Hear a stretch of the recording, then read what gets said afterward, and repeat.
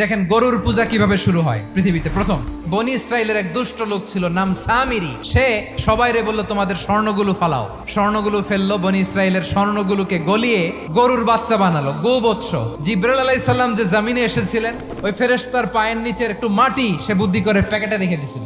স্বর্ণ দিয়ে বানানো গোবৎস গরুর বাচ্চার গায়ে যখন সেই মাটি ছুঁড়ে দেয়া হলো, এখন বাছুরের ভেতর থেকে ভ্যাঁ ভ্যাঁ আওয়াজ আসতেছে। কি আসতেছে?